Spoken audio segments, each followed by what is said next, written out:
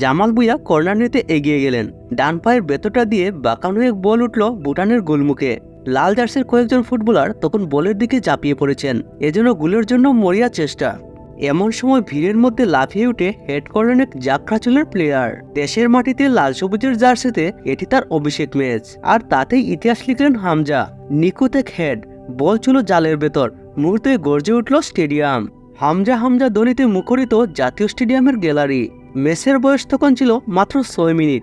গোল হজম করে বোকা বনে গেল ভুটান। তাছাড়া ইতালি প্রবাসী ফাহমিদুল ইসলাম দারুণ খেলেছেন আজকের ম্যাচে। গোলের জন্য তিনি অনেকগুলো সুযোগ তৈরি করেছিলেন, এমনকি 32 মিনিটে তো তিনি প্রায় গোল করেই ফেলেছিলেন। জামালও আজকে সক্রিয় ছিলেন, তবে কয়েকটি ভুল শটের কারণে তিনি সুযোগ হারিয়েছিলেন। যাই হোক, এটা খেলারই একটা অংশ। ম্যাচের প্রথমার্ধের ফলাফল ছিল বাংলাদেশ 1 ভুটান 0। ম্যাচটির দ্বিতীয়ার্ধের শুরুতে সোহেল রানার এক দূরপাল্লা শট আটকাতে ব্যর্থ হন ভুটানের গোলকিপার, যার ফলে গোলের ব্যবধান বেড়ে হয়ে যায় 2-0। আজকের খেলা দেখে বাংলাদেশের প্রতিটি প্লেয়ারকে খুবই উজ্জীবিত মনে হয়েছে। সবাই তাদের সেরাটা নিংড়ে দেওয়ার চেষ্টা করেছে।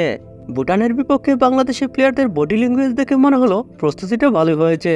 আগামী 10 জুন সিঙ্গাপুর ম্যাচের জন্য শুভকামনা জানিয়ে ভিডিওটি এখানেই শেষ করছি।